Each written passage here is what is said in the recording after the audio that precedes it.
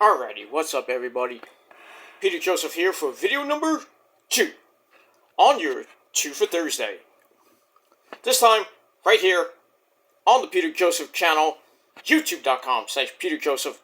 Thank you all for watching. Make sure you like the video and subscribe right now to this channel and my other channels down there in the description box.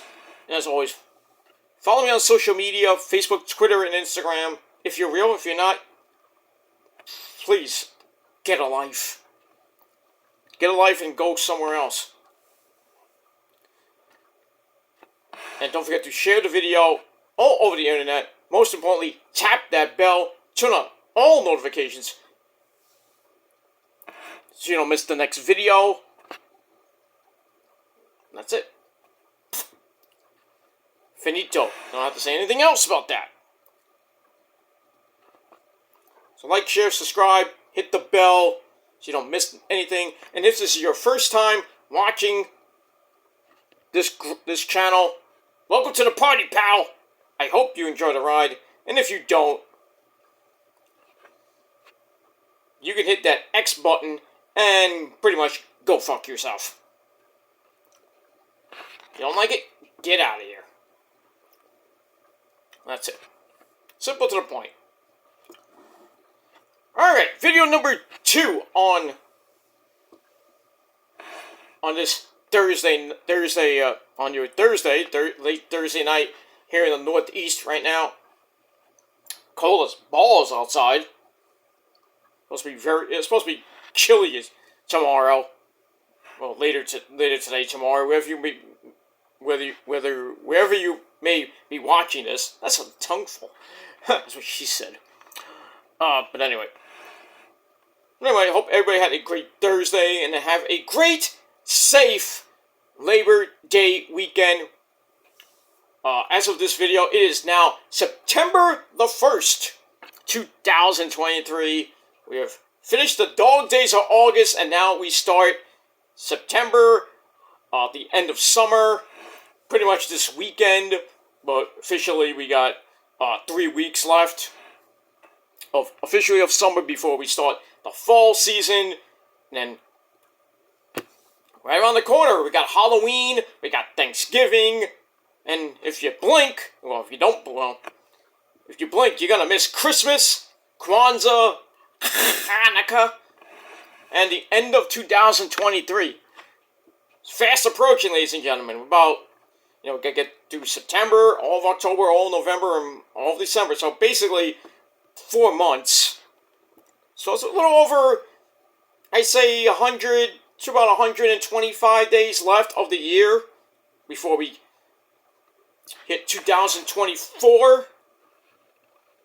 So enjoy it. Enjoy the rest of this year. And especially have fun this weekend. Have fun, go to the beach, Well, tomorrow might be a little bit cool, so if you want to go to the beach, bundle up a little bit if you're in the Northeast. And then it's going to get hot by Labor Day and coming out of Labor Day, starting the first official week of September. Kids are going back to school. Sucks to be you! So, as that great man in that great Twisted Sister video once said, the summer is over. I am in command. So, pretty much your professors, your teachers will be in command of you kiddies out there, and some of you adults that go to college and high school.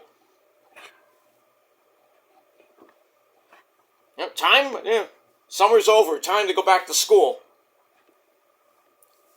That's pretty much it. Let the adults run the assignment for the next 9 months. Or whatever.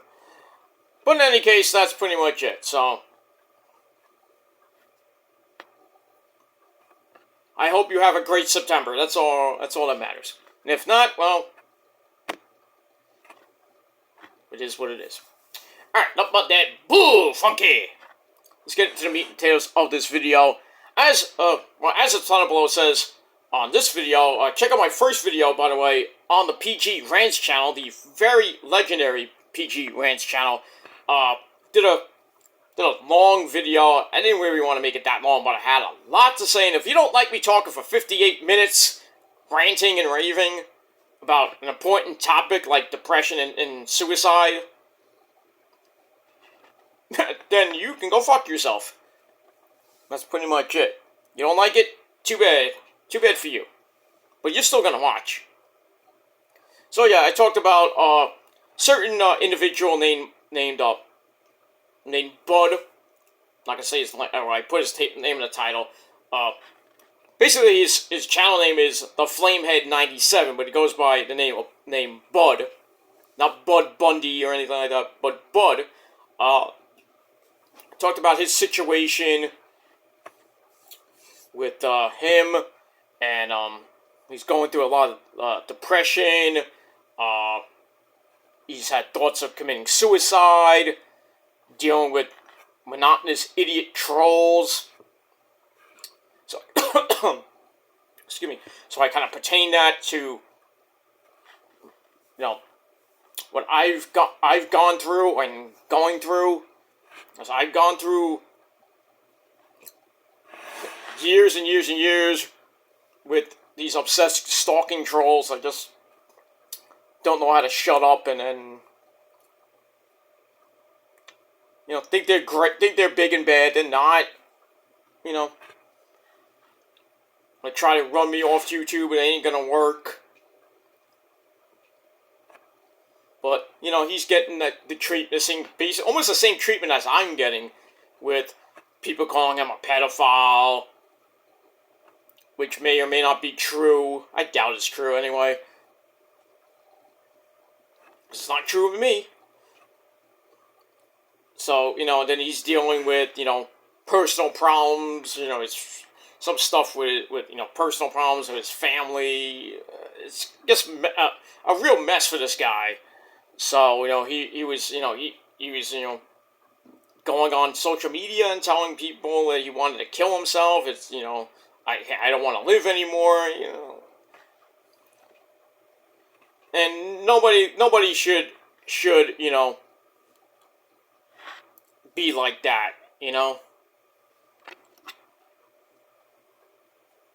Nobody really should get all that on YouTube and in real life. But, that's why there's so much evil in the world. You have these idiots around that want to bring you down and just ruin your life. And, you just got to get over it.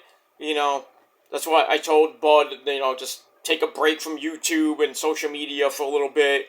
And then come back when you're ready. But really, block all this bullshit out. Just keep doing what you're doing on YouTube, your music reviews or whatever, You're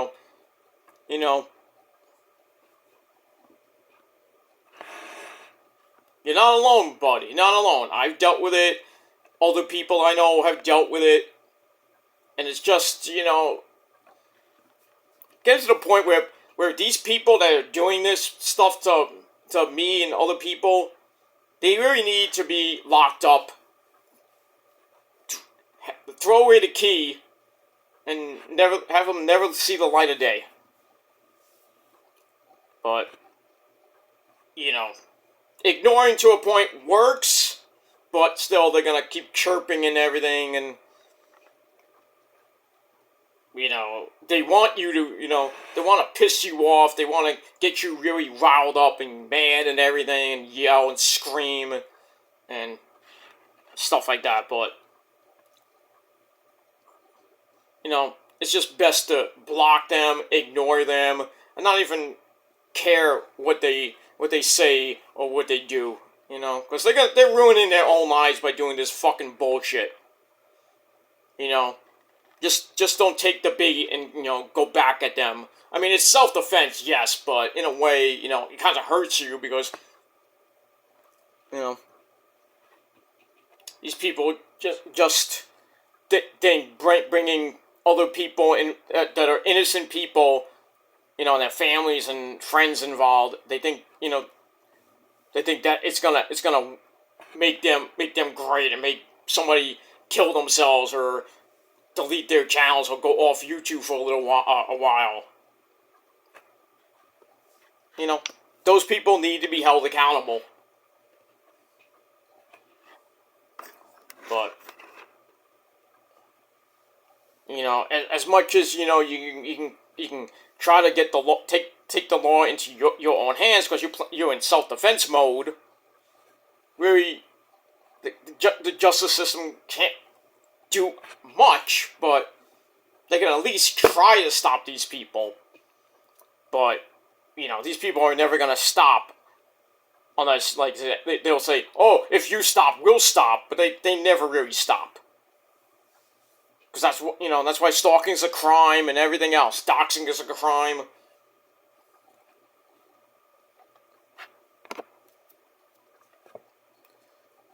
I mean, it's just pathetic how these people think that they're better than you and everything, and they're not. They're just schmucks. Pretty much, they're schmucks.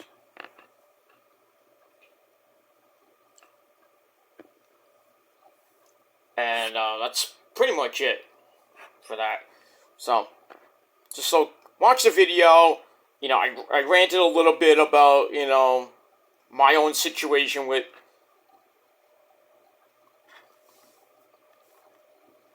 you know, my situation with what I've dealt with for a long time here on YouTube and in real life, my real life stuff with, you know, dealing with my depression, my anxiety, and having suicidal thoughts at times, which, you know, I came close to killing myself once, but I was way back, even before I even hit YouTube. But, you know, I've had suicidal thoughts many times, but I never went through with it, because suicide's not the answer. It's not. So, I found other ways to cope with that. You know, this is some great freaking bombastic rock and roll! Read a book. You know, focus on your life. Focus on my life. Focus on your life. Not about, you know, what somebody says on YouTube or in real life. Just do you and just block everything out. I know life sucks. You know, life sucks. You know, you have a great job. You know, you have good days and you have bad days. You have really bad days, you know?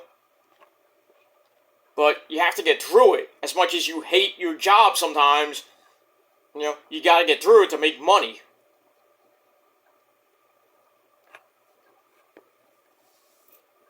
So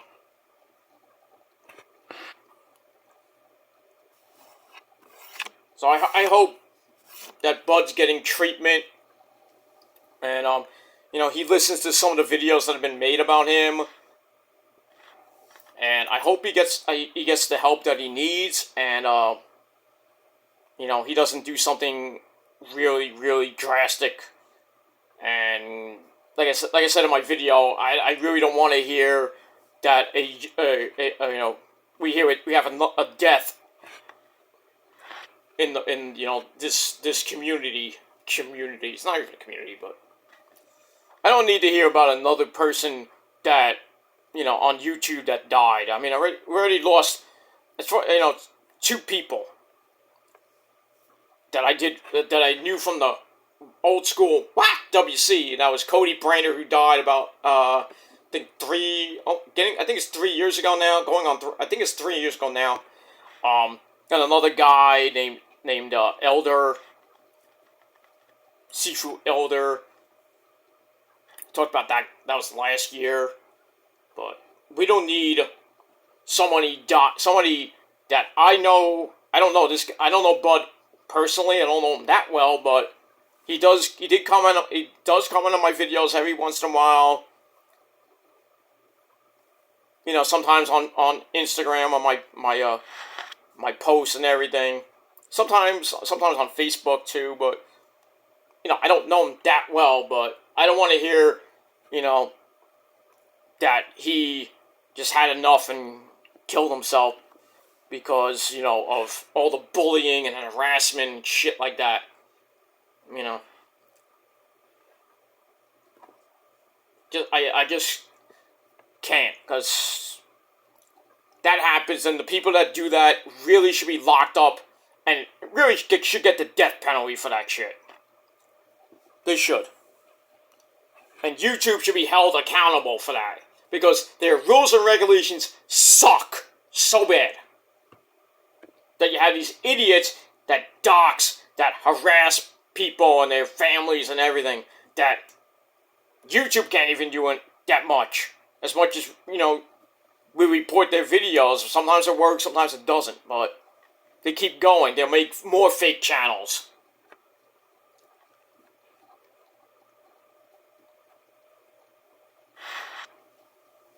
So, YouTube's not the same when I started back in 2009. It was fun back then. I think ever since really 2011, 2012, for like 10, 11 years, YouTube has been shit. Taking things we used to love, like the webcam feature, the message feature, changing the comments, merging with Google was a big mistake. Taking Google Hangouts away, even though StreamYard is sort of good, but sort of bad at the same time. They took a lot of stuff out that were great, Then you had a bitch like Susan, running the show, basically running YouTube into the ground. It's still kind of there now that Neil took over from her. But what has Neil done? Nothing. YouTube's still a freaking cesspool full of idiots. And you got, content creators like myself and Joe Cronin, wrestling shooters.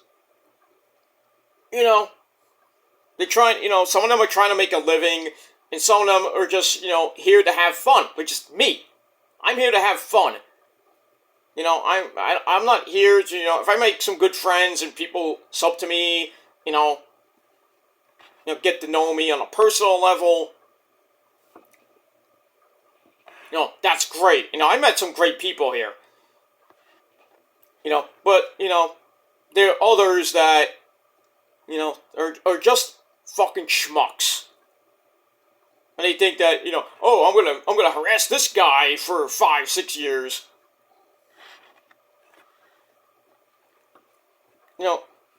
Just people that should not even be on this fucking website. Should not.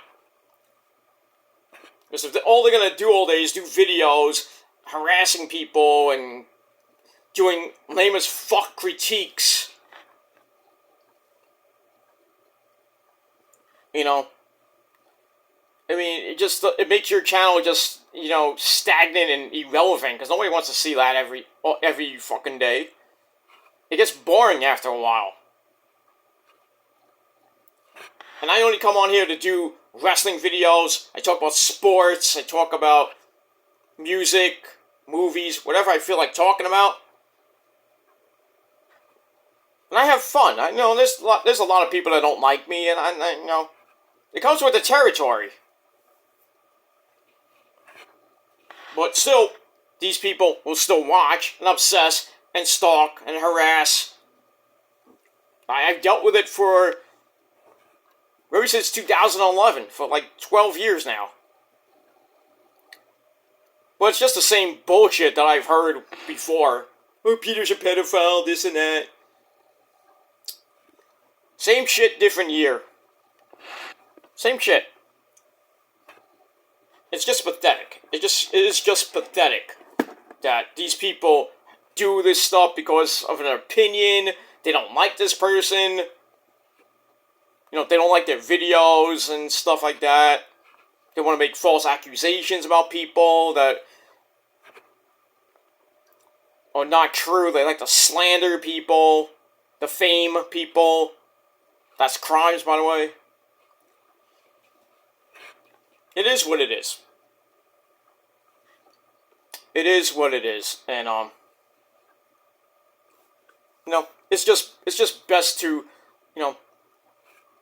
ignore these people, move on with your life, not give these people the time and day. Because eventually they're going to see the error of their ways, and they're going to get a lot of karma coming back to them, and they're going to wonder, why did I even mess with this person? Why did I waste my time on this person for 3, 4, 5, 6, 10 years? It's just pathetic that these people are on YouTube and doing that shit when they could be doing something else. YouTube's just a hobby for me. I have a job. I don't worry about YouTube. YouTube's not my number one priority. My number one priority is making, is my life, basically. It's me. Me, the woman, my family. Then, I think about work, making the money to pay my bills and everything. I don't care about YouTube. YouTube is not even secondary. It's just off to the side. I don't care about YouTube. If YouTube shut down tomorrow, I would be, I wouldn't be upset.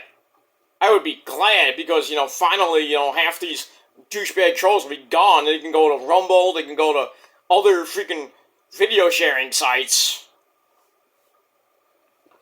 And people will just move on with their lives. People think that, if YouTube died tomorrow, Peter would cry. I'm like, no, I would be happy. I'd be happy. I mean, I can go wherever else I want. I can go on Rumble, I can go on Odyssey, I can go on Big Shoot, I can even go on Facebook. I go on Twitch. Or I just won't do videos anymore. I just live the rest of my life not caring.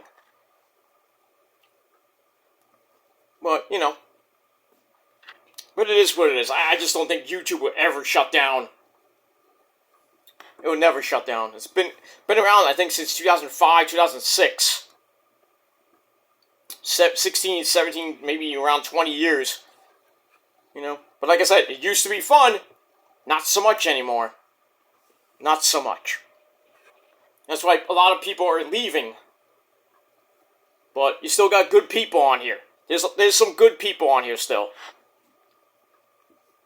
But I would say 80 to 85% of the people here on YouTube are fucking douchebags. Douchebag trolls. That's it.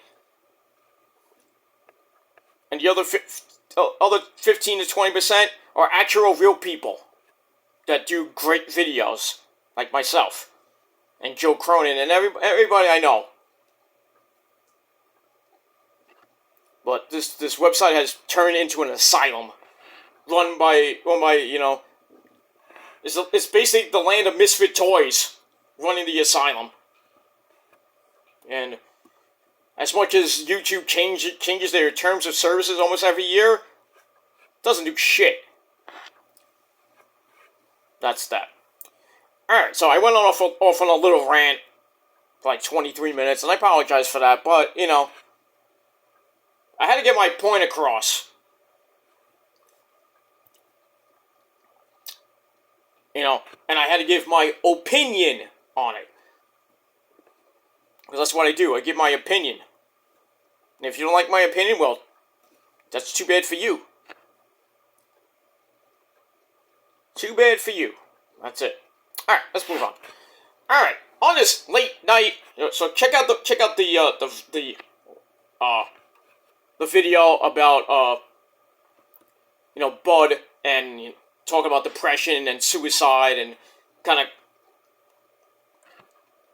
not comparing it, but trying to give Bud some TLC basically, and let him know that he's not alone.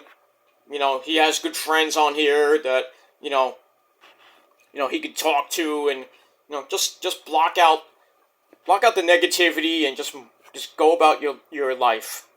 Don't worry about these idiots, because that's what they are, Bud. They're idiots. Idiots with no lives, no direction, no future, and they'll never be successful on YouTube or in real life. At least I got somewhere. They didn't. So, that's that. Alright, ladies and gentlemen, it is time on this late Thursday night on video number 2. Thank you all for watching once again. And if you're just watching now, my name is Peter Joseph. I'm a content creator. Talk about the world of professional wrestling and whatever the fuck I want to talk about. And if you like it, hit that like button, hit that subscribe button, and hit that bell. And if you don't, skedaddle, go to bed, go fuck yourselves. And that's it. Alright, it is time for your late night. Well, not late night, sorry, late and out of date AEW Dynamite review for August the 30th, 2023. The go-home show before this Sunday night's All Out 4 pay-per-view from Chicago, Illinois. And that's it. Alright, so Wednesday night, it's always a great night. We had it was a pretty decent show. Some people said it was the worst Dynamite ever. I think the one about a week or two ago, that was bad. That stupid Texas Chainsaw Massacre death match with Jeff Hardy and Jeff Jarrett. That was a bad Dynamite. I hated that Dynamite. This one, not so much. It wasn't that bad. Well, people giving it 5s. I mean, like I said, your opinion, but this is my video, my opinion. And if you don't like it, too fucking bad. Do your own video.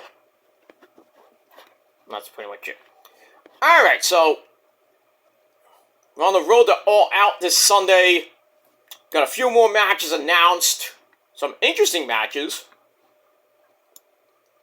And that's it. Alright, let's get to the review, and then we'll talk a little bit about the matches that have been announced for All Out. And that's that. And there might be more coming tomorrow on Rampage and on Collision this Saturday night, even though it's going head-to-head with Payback, which I think will be the better pay-per-view of Labor Day weekend, because the card for All Out looks like a glorified a Ring of Honor house show almost. Well, basically a Dynamite or a Rampage show. It's just a glorified house show almost.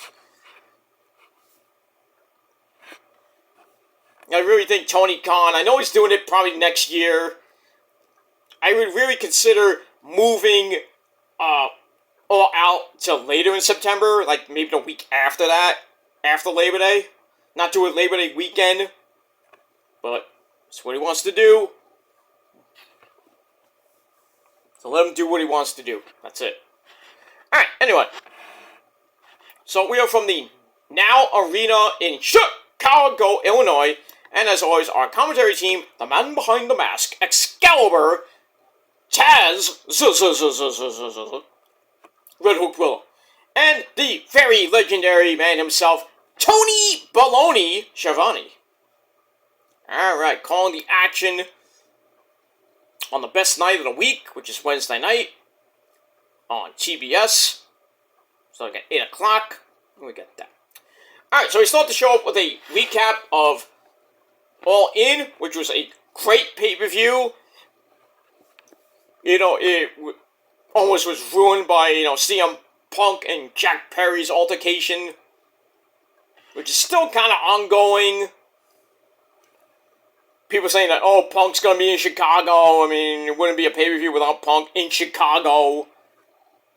So, I mean, I haven't heard anything that Punk got a match or anything. I guess we have to see what happens between tomorrow and Saturday. If Punk's going to even be on the show or at least do a segment. I think if he does a segment, the crowd's going to freaking erupt. Because they want Punk to be there. And Punk, I think, would like to be there. Even though he told Tony Khan he quit. Because he hates this place. Just Punk being Punk as usual. The fucking egomaniac that he is. But, I mean, like I said, we have to see what happens tomorrow and what happens on Saturday. But Saturday's a live Collision, so he could appear on Collision and do a promo. But then again, you don't have really star power on All Out. Besides MJF and Adam Cole, baby, defending the Ring of Honor tag team belts against the winner of tomorrow night's Battle Royal, wherever that may be. Nothing really, no big name stars besides those two guys. I mean, the Bucks, as far as I know, the Bucks are not on the show. Kenny's on the show. Kenny will be there, so that's a big name besides MJF and Adam Cole, baby. So Kenny's taking on Takeshita. That should be pretty good. I think that's the only match I actually really care about. But like I said, the card just looks like a house show. But, I mean, you have a guy like Phil Brooks, like CM Punk, from Chicago. You gotta put him on the show in some way. I mean, really, you should put him there live, but what's gonna happen between now and Sunday? So, if I was CM Punk, I would shut the fuck up, worry about myself, and not let the fans down in Chicago who came to see him. If he's not there, the fans are like, well, fuck this, I want my refund. I just think All Out is probably going to be the worst one ever. That's including the 2 All-Ins. Because this is the 4th All Out. Because All-In started in 2018, 5 years ago.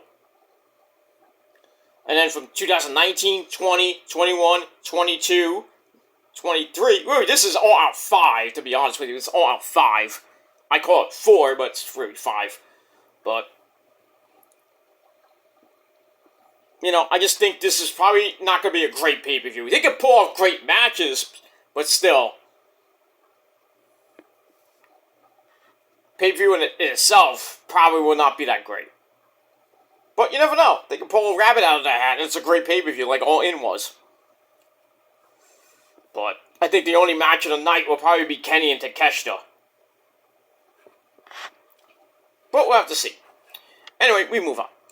Alright, so we started the show off with All In, the recap. Then we go right to the ring with our first match of the night. Jon Moxley of the Blackpool Cuck Club comes out by himself as he takes on the Mexican Luchador Commander with Alex Abrahantes at ringside. And it was an okay match. Kind of predictable. Most of the matches on the card, on the show, I should say, were pretty predictable. But anyway, starts with Moxley, showing his swagger and everything. Not Jack Swagger, but swagger. Beating the crap out of Commander. Commander knocks Moxley off the top, goes for a corkscrew moonsault and missed. Moxley then grabs Jason Jett's crash landing.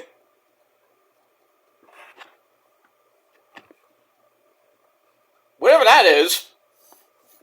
We go to break. That's probably one of the weirdest names I ever heard from like a move. No, it could be worse. Could be worse.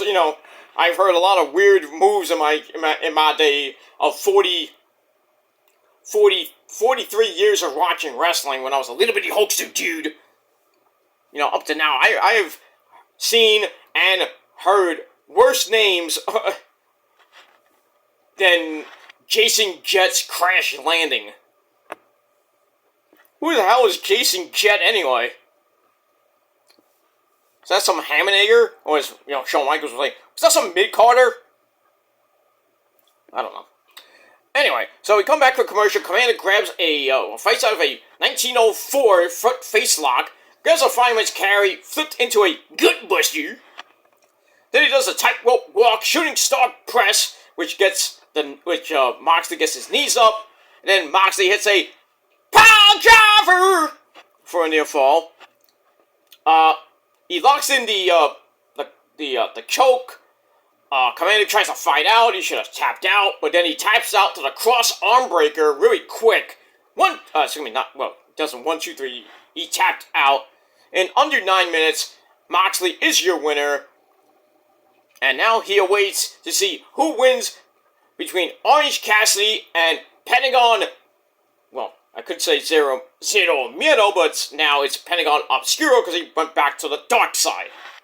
But we still know him and love him as Pentagon Zero Miedo. That's pretty much it. Alright, so we got that. So Moxley wins, and I gave the match 3 out of 5 stars. And then afterwards, Moxley leaves the ring. He sees a kid holding a sign saying, "Hey, it's my birthday!" And probably in the most touching segment, and Moxley's kind of like a, he's a nice guy at heart, but, he's crazy. He, rubs the little girl's head. I thought it was a pretty nice moment, So Moxley's not really a schmuck. He's not a bad guy. Unlike certain people I know, Wheeler Yuta. Wheeler Yuta's the type of guy that forgets his own birthday. What day is it?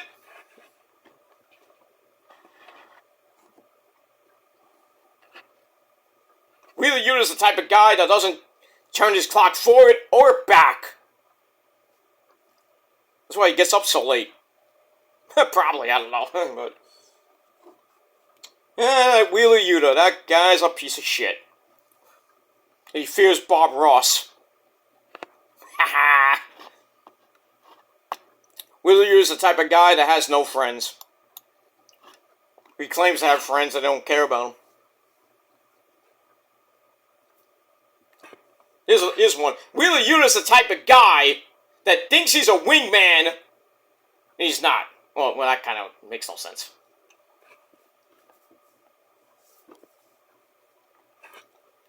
No, Wheeler Yuta needs 2 wingmen to get a girl. Not 1, 2. And he still can't get laid.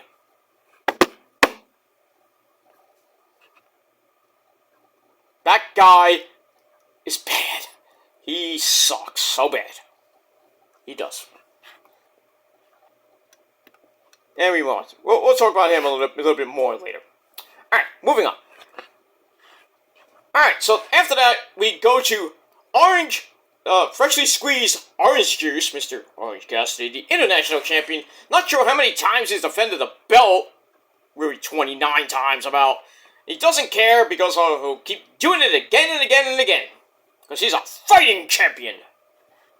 Tony Khan's workhorse. Do it again, do it again, do it again. Yeah, pretty soon you're going to have to shoot Old Yeller. I think his reign is going to probably end on Sunday, whether it be him and Mox, or if he loses the Pentagon. But, we'll see what happens with that. Alright, so I give that 3 out of 5 stars. Then we're going to look at the Young Bucks. Matt and Nick Jackson in their locker room after losing their tag title match against FTR and FTR Bucks 3. I really thought the Bucks were going to win.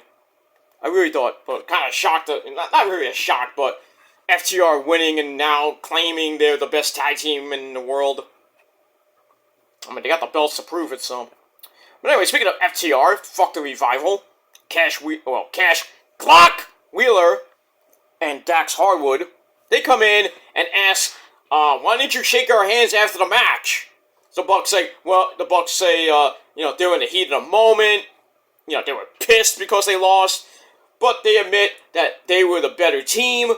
And then they're about ready to shake hands. But then, Bullet Club, to shoot me for the love of God, the Bang Bang Gang of Rock Hard, Juice Robinson, the Ass Boys, the Gun Club, whatever you want to call them, and the Switchblade, Jay White, they all come in, they interrupt, and they say, hey, the Elite isn't doing so good right now. I mean, Kenny got pinned by the Keshta. The Bucks lost, so the Elite's not doing good right now. So there's some bickering, and FTR doesn't like the interruption. I was like, I know where this is going. So at All Out, yeah, so the Bucks will be at All Out. I forgot, I'm sorry. So FTR and the Bucks will team up, shockingly, to take on the entire Bullet Club Gold. That should be pretty good. So at least the Bucks are on there, the Elite. So the Elite will be on there, Kenny, the Bucks will be on there. I guess Hangman won't be there. That sucks. Kota Ibushi won't be there because I think he's doing something in Japan.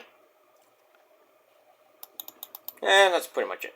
Alright, so 8-man tag team war on Sunday between the Bullet Club and FTR and the Bucks. So that's pretty much it. Alright, so I gave that 3.25 out of 5 stars. And we'll move on.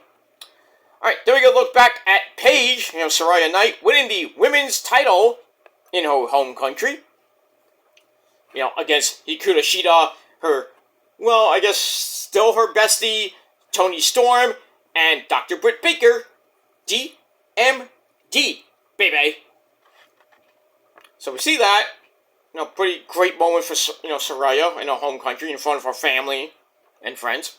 And speaking of Toni Storm, we see her with Renee Paquette, still looking like Marilyn Monroe meets Madonna. She's like, crying, about to cry like a little bitch. She's really distraught, and says that Saraya didn't follow the script. And she's all mad and everything. She's like, I'm mad here. Then she throws a shoe and misses really badly at Renee Young. I mean, seriously, Toni Storm, can you stop throwing the shoe? Who throws a shoe? Honestly. That's pretty much it. And Toni Storm's still upset. She's still upset, but she still looks good. And that's that. Alright, so I gave that 2.5 out of 5 stars. Then we go to one of the segments of the night. We go to the Champion, the Ocho, the Wizard, Chris Jericho comes out. The fans sing, Judas in my mind. So, comes out for a little chat, after losing to Will Oceanspray in front of 81,000 people. He says that's a shoot. Okay. So he wants to get down to business, so he wants to call out the Spanish God, Sammy Guevara. After he shoved him and he wants to, explain himself. So, Sammy, on cue, comes out, the Spanish God, comes out, gets in the ring. Jericho's like, I'm sorry for shoving you after the match, but I saw that you tried to help me win. You were a really lame as fuck back shot. So he's like, I'm sorry, let's just make amends, and we move on. So they shake hands. And, the fans like, no! They shake hands, and then he's like, he murmurs, maybe I should have pulled the tights. Maybe I should have pulled the tights. Maybe you should have hit Oceanspray harder with a bat. And Sammy's like, what did you say? I should have pulled the tights. No, what you said after that. So Jericho's like, well, you should have hit him harder. So Sammy thinks maybe Jericho could have hit him harder with a Q's effect elbow. Maybe that would have worked. So we're getting a little testy here. So then Jericho comes back and says, well, sometimes your actions don't go as I planned it. And then Sammy points out that I left my pregnant wife, Ty Conti, who's I think 6-7 months, well, I don't know how long she is, I think 6-7 months pregnant right now. Pretty much about to pop by the end of the year, I would think. I left my wife in Florida to come to London to help you win.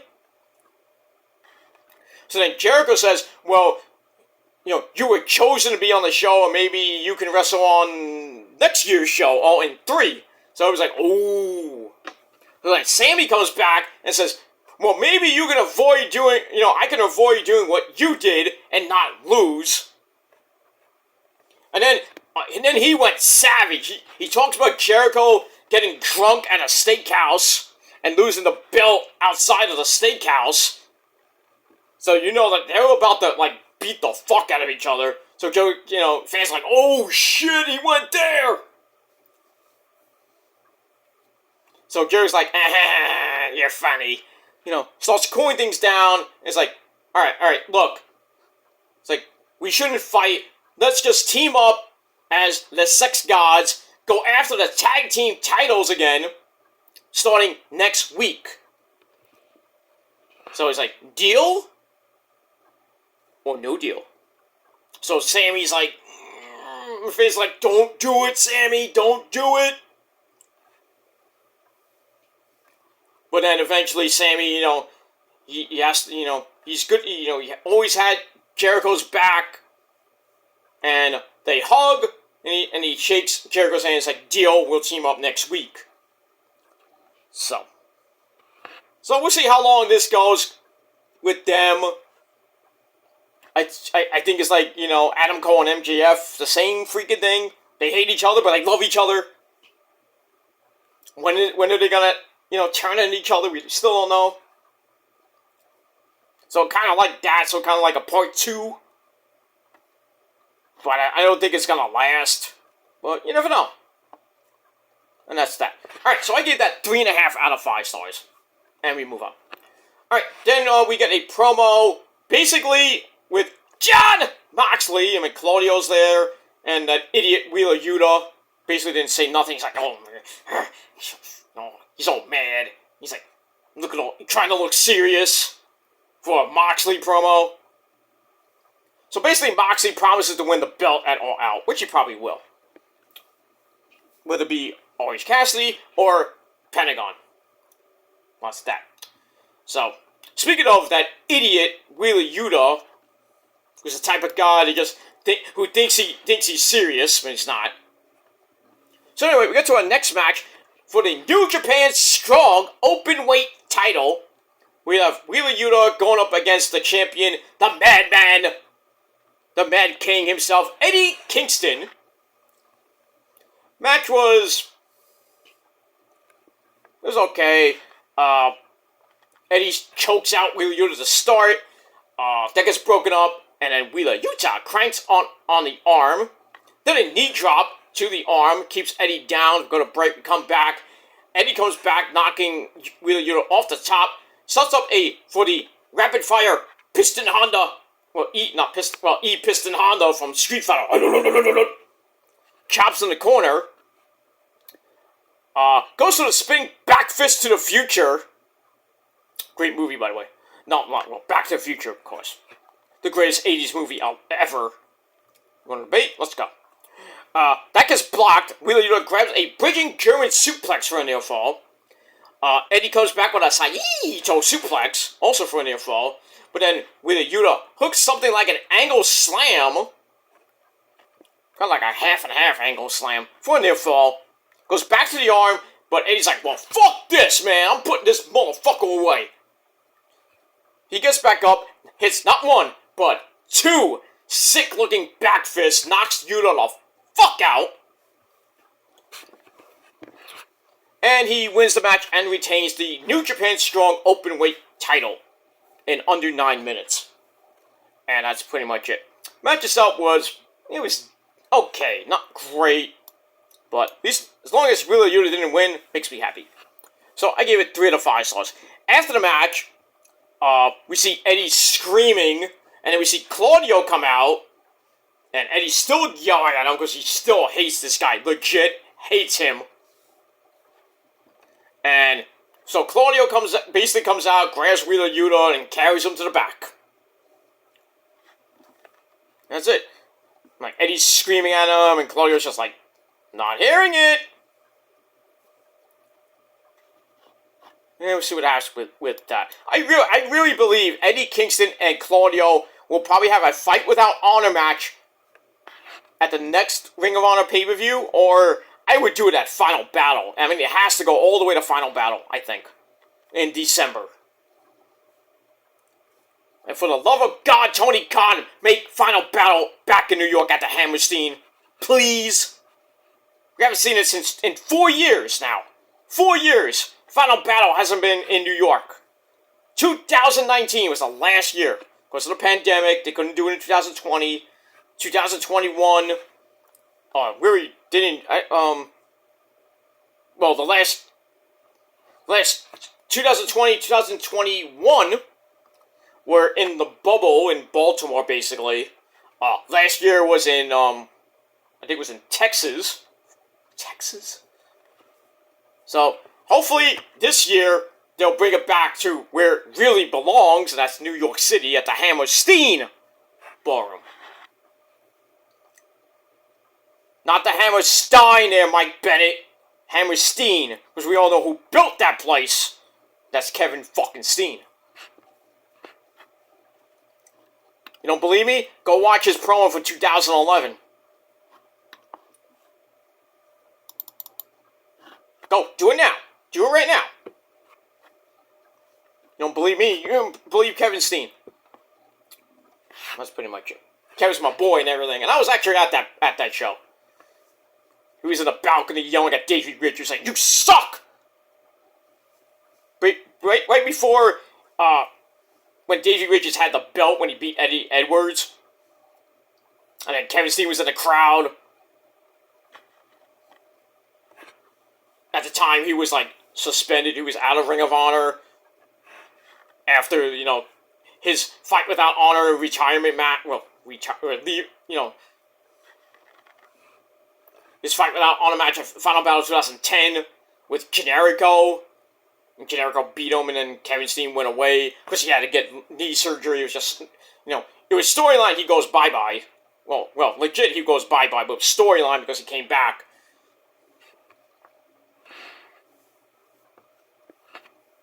Beat the fuck out of Davey Richards.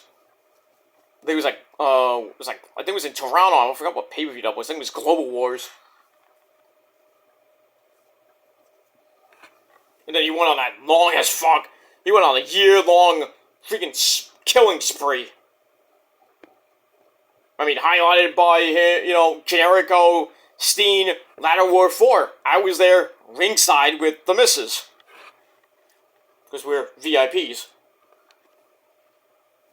And that's pretty much it. Alright, move on. Alright, so, that's that. Alright, so we'll see what happens with Eddie Kingston, Claudio, whatever that leads up to. Like I said, I think it's going to lead up to Final Battle. But we'll have to see. We've got a couple months, about 3 months till December, really. But that's it. Alright, moving on. Alright, after that, we get a look at the All-In main event between Maxwell Jacob Frontknocker,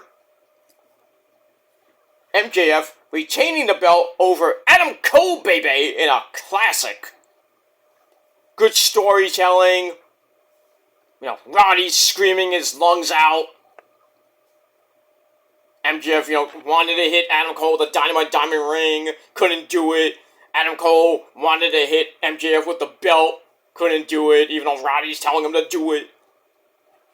And then it ended in a stupid draw, and then Adam Cole wanted 5 more minutes, and MJF was like, "No, we're gonna do sudden death."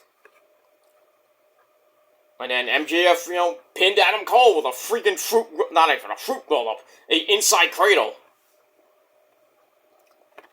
Roll moves. And then the aftermath when they were about to, break up, and MJF cursing at Adam Cole. And then they hug it out at the end, so the storyline brothers continue. And they win the Ring of Honor tag team belts earlier in the show. How long that lasts, I don't know. Might last. I mean, they might lose it on Sunday, depending on who they face. But then again, I don't think they will. But then again, we don't know. Anyway, speaking of MJF and Adam Cole, we go to their post-All-In interview. MJF's in his locker room. Adam Cole, baby, comes in. MJF then cuts him off, says, you try to break my neck about six damn times. So they sit down, and MJF, says, I'm kind of busy. There's a battle royal on Rampage to make new #1 contenders for our Ring of Honor tag team belts. Then there's a tournament, the Grand Slam tournament, to crown a new #1 contender for his belt at Grand Slam, September the 20th. Yeah, September the 20th at Arthur Ashe Hall Stadium, where Rampage will be as well. So we got that tournament begins next week. 8-man tournament. I wouldn't be surprised if Adam Cole's in that tournament and he wins the tournament. Then we get Adam Cole, MJF 3. We'll see. Anyway, so he talks about that. So he tells Adam Cole, I'll see you in Chicago, and maybe we'll go out for deep dish pizza and hit a kangaroo kick. But knowing MJF, will probably have pizza and then do some, probably find some rats. Well, if he wants to find some rats, he can just come to New York City. He knows all about that. Lives in Plainfield, Long Island. The shithole of America, basically. Long Island sucks. Right? Islander fans? You know about that. Fuck the Icelanders, man. It's all about the Rangers! Oh, I can't wait for hockey season to start in October. A couple weeks away from preseason hockey. 2 weeks, actually. Gonna drop that freaking black biscuit. Put the biscuit in the basket. And we'll see what happens. What happens with that? But yeah, so football begins Thursday night. College football started tonight. Even though, so for some Spectrum people, the people that have Spectrum, oh, you're fucked because Disney and ESPN couldn't negotiate a deal with Spectrum, so all those channels went dark.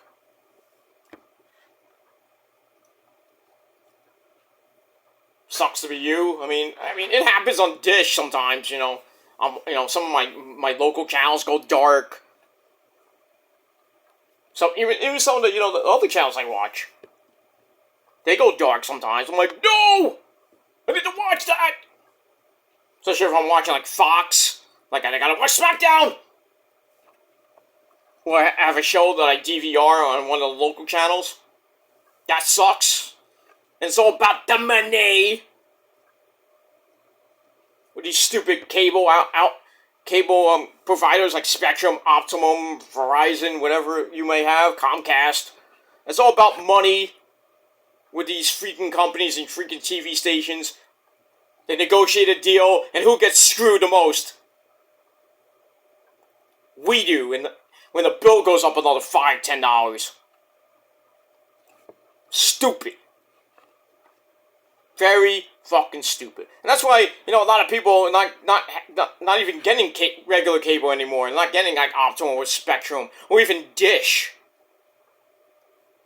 They're just like, well, fuck that, fuck cable, fuck Dish. I'm just gonna fire up the old Fire Stick, Roku, Sling, just fire up the PS4, PS5, and shell out like $10 to $20 a month for depending on what you get. Netflix, Paramount Plus, Max, HBO Max, Hulu, Amazon Prime.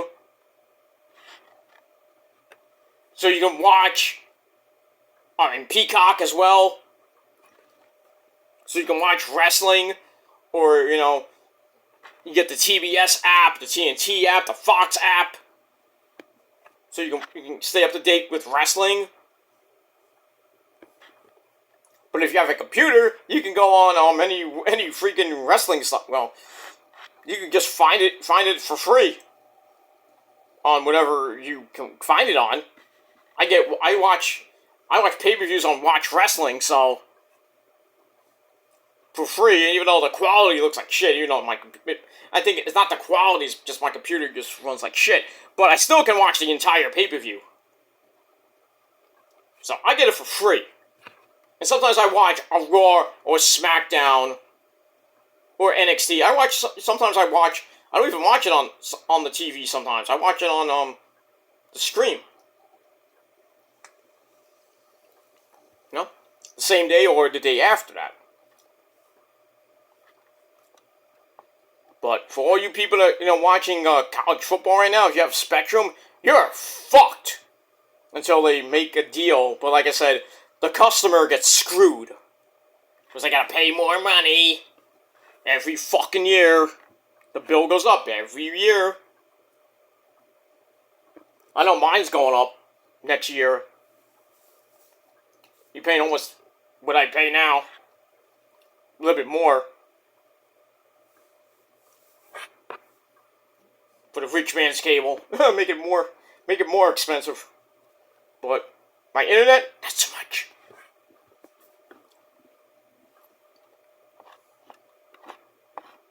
Not so much. Not the same, but I pay more for the rich man's cable than I do for internet.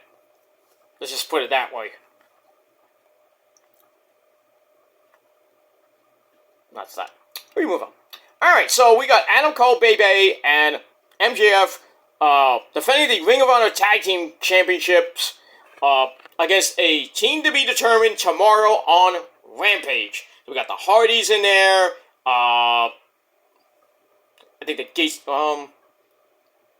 Best Friends are in there. Butcher and the Blade are in there. Just random tag teams are in there that you all know and love. Who wins it? I don't know. Wouldn't it be something if the Kingdom won it? I mean, Roddy's in Chicago. I mean, he was seen at an airport wearing the neck brace in kayfabe. Great. So I'm thinking it's going to be Adam Cole and MJF defending the belts against Matt Taven and Mike Bennett of the Kingdom. Roddy's going to be there in the corner. Does the Kingdom win? I would not be surprised if the Kingdom wins tomorrow. And then maybe wins on Sunday and wins the belts back. Because they were former Ring of Honor Tag Team Champions. New Japan Tag Team Champions as well. I wonder if Maria Kanellis will come back on Sunday. She's been home basically taking care of the kids and looking hot as always. God damn it, Mike Bennett. Damn you! Should have been me. But I'll tell you the truth, I met Maria about 3 times. I met her when she first came in the Ring of Honor. I met her doing a meet and greet when Nigel was signing his documentary DVD, which I still have. I met her. We took a picture together. Me, the missus, and her. It was pretty nice. I took a picture with Nigel. Not that I needed to take a picture with Nigel, but it's an updated picture because I took pictures with him when he was in Ring of Honor way back in the day. Nigel's a great guy. Probably one of the greatest Ring of Honor champions in their history. But that's that. Then I met her again at another show. I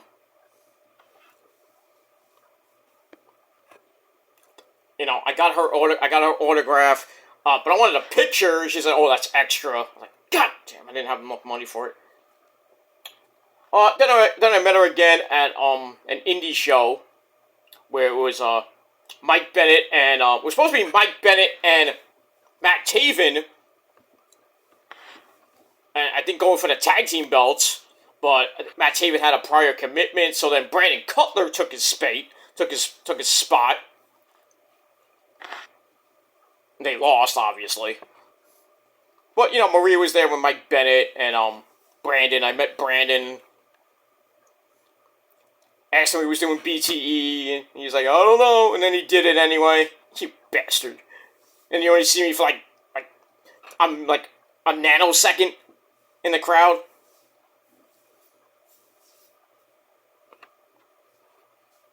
Best nanosecond of my life because I'm on BTE and you're not.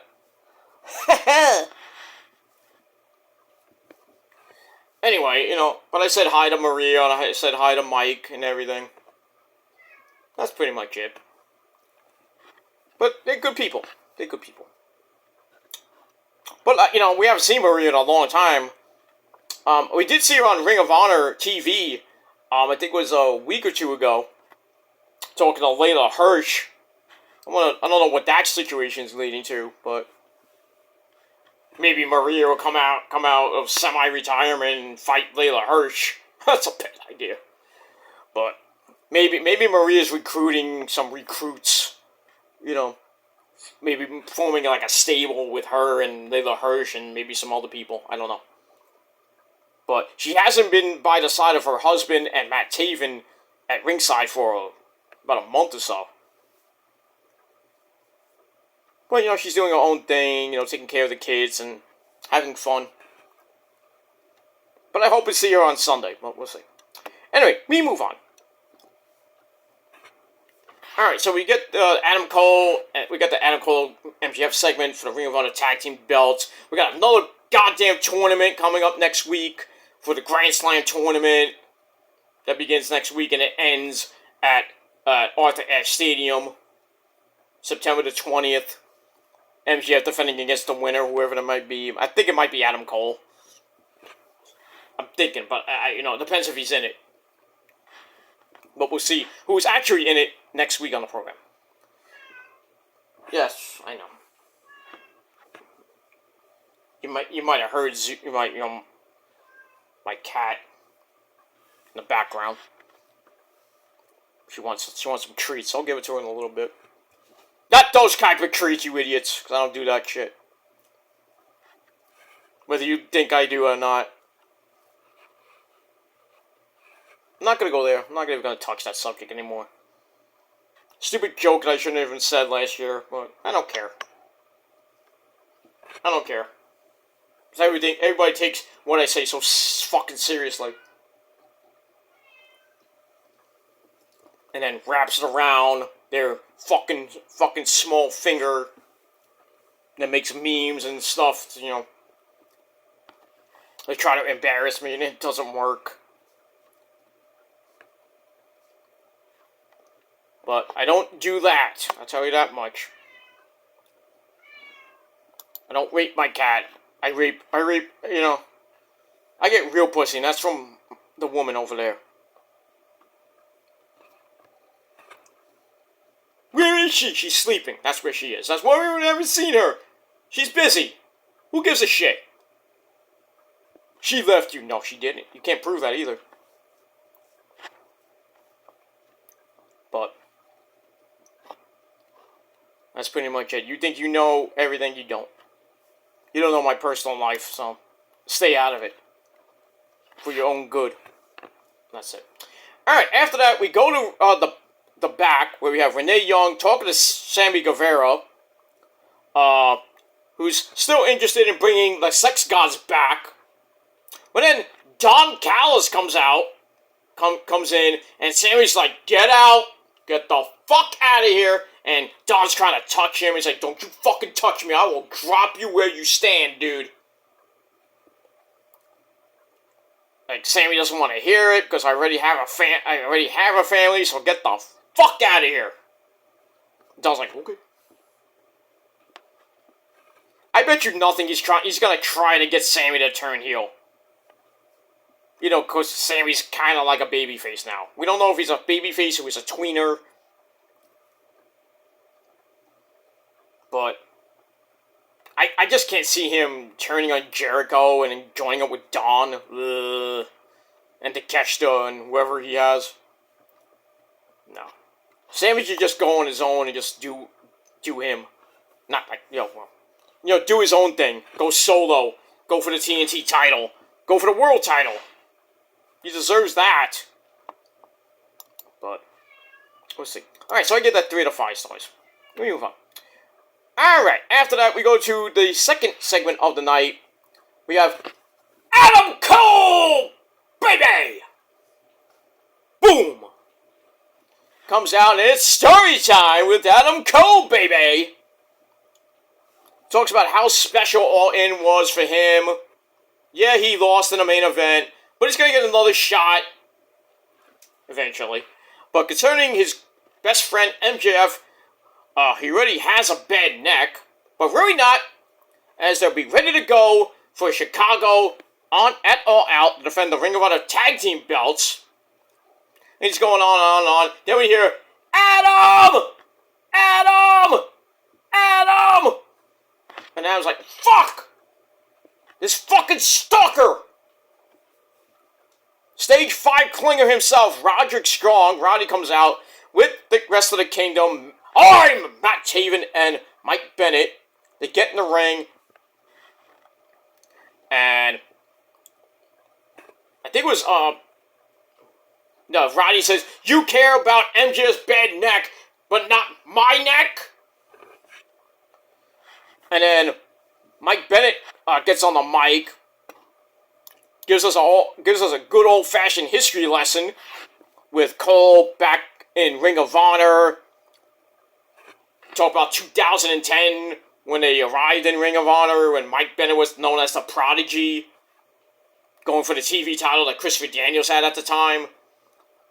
Adam Cole just starting with Kyle O'Reilly and Future Shock. That was good times. Helped carry each other for years. You know, so Adam Cole's like, oh, you only think about yourself. You know, you forgot the people that helped you get here. You know, talks about, I was like, oh, you went to Florida, made a name for yourself. You were Ring of Honor, you made a name for yourself, you know. Becoming Adam Cole, baby. Then, you know, you found us, and then you turned on us and joined the Bullet Club. Telling people to suck your... Well, I didn't say that, but... Telling people to suck your dick. Blah, blah, blah, blah, blah, blah, blah, blah. And then, I'm Matt Taven. Talks about, this is who you are. You used us to, you know... You used us to help you take over Ring of Honor. Then you jumped to the Bullet Club for the merch. No. He made merch before the Bullet Club. And before the Bullet Club, before he went to PWG and did that whole, you know, Mount Rushmore suck my dick thing with Kevin and the Bucks, you know. And then eventually you would come back as Super Dragon. Gotta go with Mount Rushmore 2.0 with Roddy. Blah, blah, blah.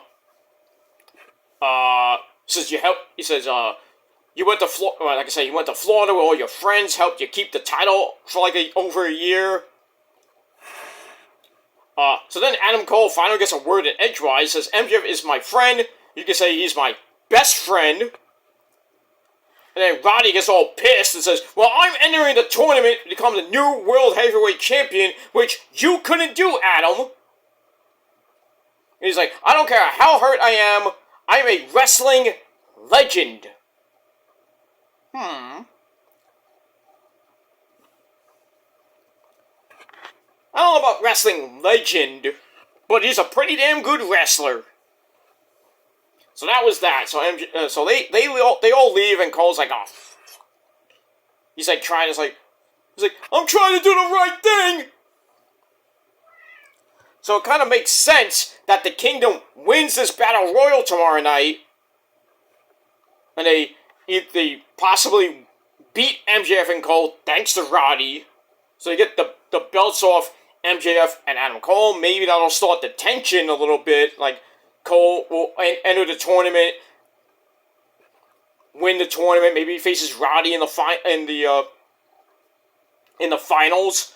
Beats Roddy, faces MJF at Grand Slam. Does he win it? That's debatable. We'll have to see. But they want to really turn one of these guys. I would probably do it. Start to plant the seeds a little bit more on Sunday, and then you go from the next 2 weeks. And then maybe it culminates at Grand Slam, where MJF most likely turns on Adam Cole.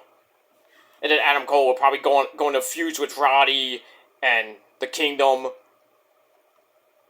But I think he does get that belt. I think he will get the belt. I don't know this year, but I would say if he doesn't get it by Full Gear, he'll probably get it by sometime in 2024, whether it be at Revolution or Double or Nothing. We'll have to see what happens with that. Alright, so I gave that 3.5 out of 5 stars. I thought it was pretty damn good. Move on. Alright, then we go to the back with Renee Paquette once again, this time with Alex Abrahantes and Pentagon Zero Miedo. Basically, talks in English. A little bit of, he can talk some pretty damn good English. He's all ready to beat Orange Cassidy in the main event for the international title. Simple to the point. So I give that 3 out of 5 stars. Alright, then we go to your, well, not so good match of the night, Al.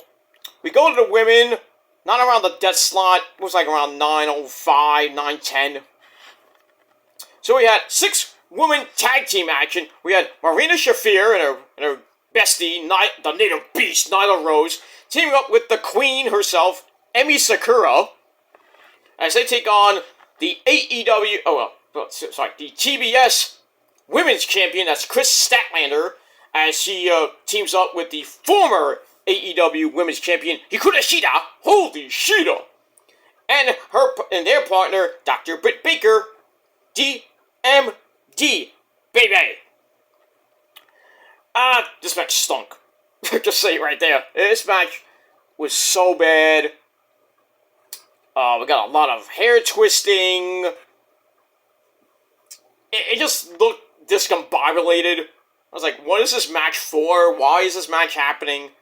I think it had a purpose because during the match, Britt Baker hit Shida by accident. But anyway,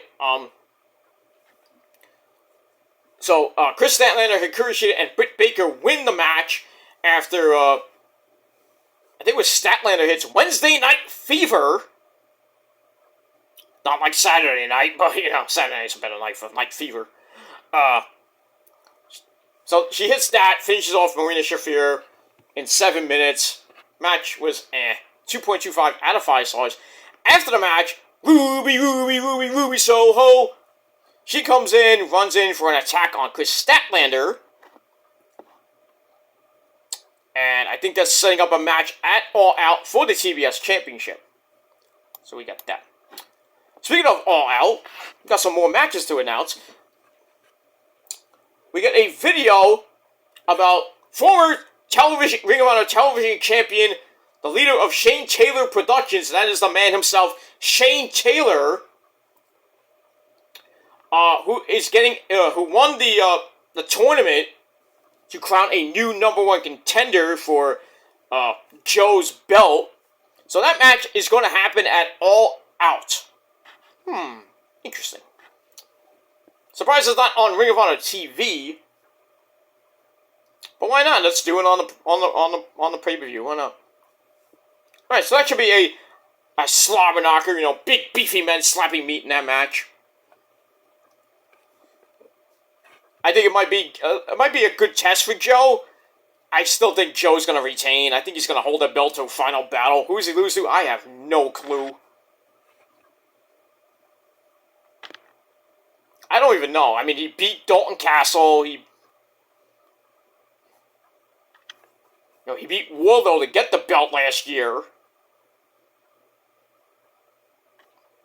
I don't even know. I don't know. Joe's basically beaten them all so far. But I think maybe this might be his I wouldn't say, biggest test. But I think he might have a good, run for his money with Shane Taylor. But like I said, I just don't think Shane Taylor's going to win the belt back. I don't see it. I think Joe will retain. But we'll see. We'll see what happens with that. Alright, we move on. Then we see Don Callis and Tetsuke Takeshita go over all Kenny's injuries and plan how to hurt him the most. So, see what happens with that. So I give that 3 out of 5 stars. Alright, then we get a segment with the new AEW Trios Champions. That's The Acclaimed, Max Caster and Anthony Bowen, along with Badass Billy Gunn, for a ceremonial ribbon cutting to celebrate their win. We get new belts, which really aren't new belts. Basically the same belt with a pink freaking leather strap. Really? Just like Roman would say, Come on. I mean, if we're gonna get new belts, I mean, it should look new, not just a freaking pink scrap. Anyway, they say we're in the house of ass, and now we have the new belts with the pink scraps. It's that scissor me, mommy ass. I forgot. I don't know who said it, but I think it was Billy Gunn says. So that means I get to scissor myself now. I don't want to go there. I'm not touching that with a 10-foot pole. So anyway, they said they're going to defend the belts on Collision against I don't know who. And then Anthony Bowen says the ever popular "Scissor me, daddy ass." And we get a whole big scissoring party, and everybody's happy. So I gave this 3 out of 5 stars. Do I like the new belt? No. I don't care if you change the color of the strap. The same goddamn belt.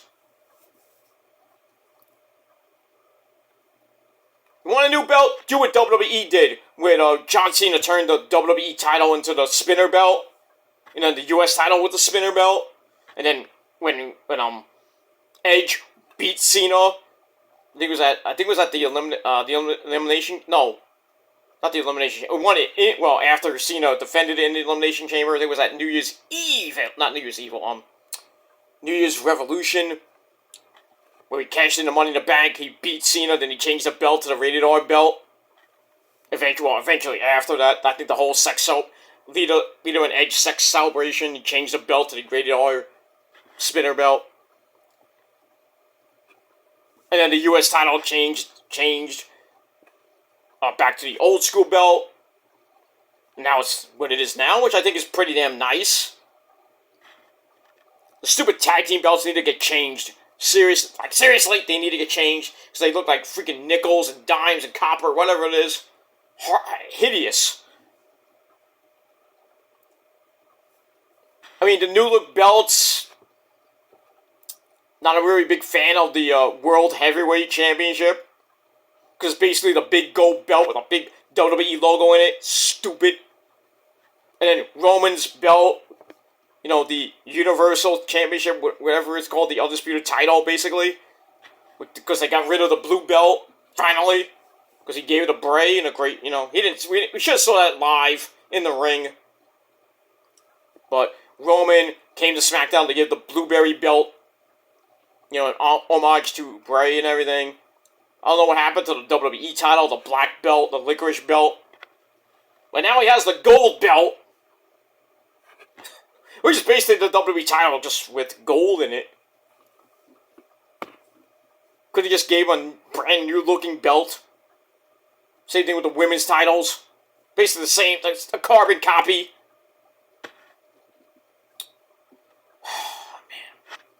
NXT belts need a little change too.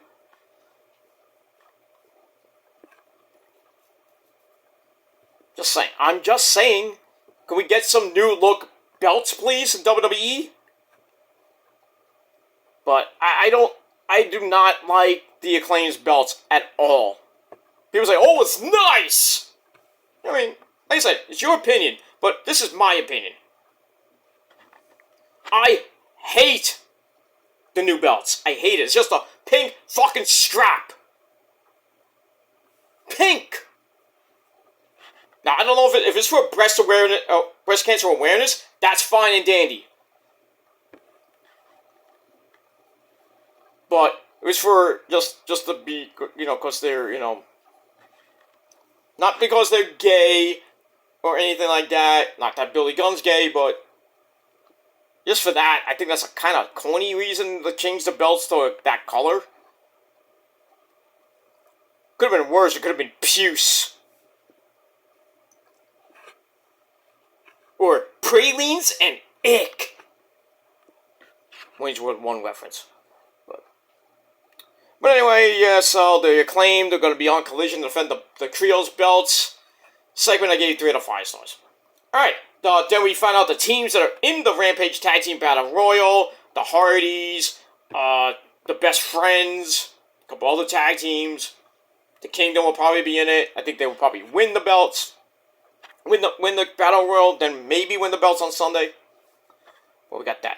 Alright, then we find out what's going to be on, well, besides the Rampage Battle Royal, we got more matches announced for Rampage and Collision. So that's coming your way tomorrow and Saturday night. And that's it. Alright, then we go to your main event of the evening. For the international title, we had freshly squeezed orange juice, Orange Cassidy, taking on Pentagon Zero Miedo. Basically, Orange Cassidy got the fucking shit beat out of him the entire match. Cassidy came back, and they traded Canadian Destroyers. Then Orange Cassidy hit a second one, and then Tony Baloney's like, "What the hell are we watching? We're watching a match there, Tony. What are you watching?" Come on. Supposed to be a legendary commentator. You're saying that line? Really? Really? Tony, you're my boy and everything, but come on. But anyway, so after hitting the second Canadian Destroyer, he loads up the Orange Punch, and he connects, knocks knocks Pentagon for a loop. Gets a nil on that. Then he hits Beach Break, and Pentagon kicked out again at 2.999. But Pentagon comes back with a Fear Factor on the apron. Ow! But he's near the ropes, which I thought was dumb. I mean, he hit it right by the freaking ropes. You can't win if the guy is near the ropes. So Cassidy, gets the rope break, and then he stomps on Orange Cassidy's arm. I thought he was gonna break it, because he's Pentagon Obscuro now. The arm collector. So after hitting the first one, goes for the second one. He hits that, but as he's going for the pin, Orange Cassidy comes out of nowhere and grabs a crucifix. 1, 2, 3. Somehow, someway, Orange Cassidy retains the international title.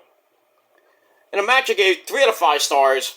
So I believe he goes now to 30-0 with the belt. The workhorse of AEW with that belt. Actually, making it mean something. In a way. So, at All Out 4, well, 5 really. All Out 5, we got Orange Cassidy defending the belt against Jon Moxley. It's gonna be a slobber knocker. Probably Moxley will be busted open in the first 5-6 minutes. I mean, we'll see. It's gonna be a hard-hitting match. I think Moxley will win the belt. I just think Cassidy's reign's probably gonna end. I mean, he's beat Claudio, he's beat Wheeler Yuta, but he hasn't beat Moxley yet. Does he? I doubt it. I mean, if he does, I'm not surprised. They're gonna keep him as the workhorse. He's gonna keep fighting every week. But I think, it kind of needs to end and, give it to somebody else. Maybe give it to Mox, and Mox holds it for like a year. I don't know.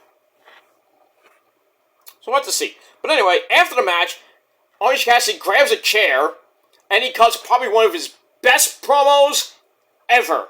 And he doesn't talk that much. He's like, I don't care. But he actually has some passion. Freaking loved it. I loved this promo. I was like, where was this all the time?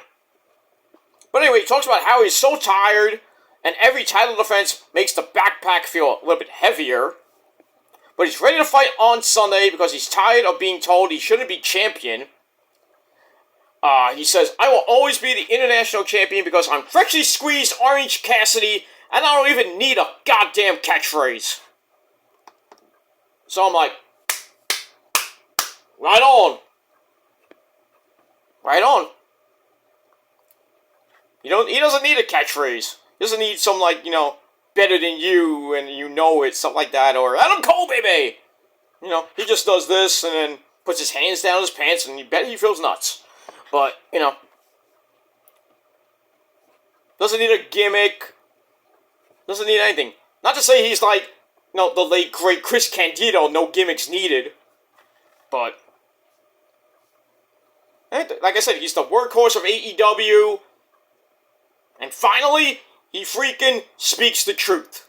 Cuts a great freaking promo, not having to be corny or anything like that. Spoke from the heart and told it like it is. That's what every wrestler should do. Talk and tell it like it is.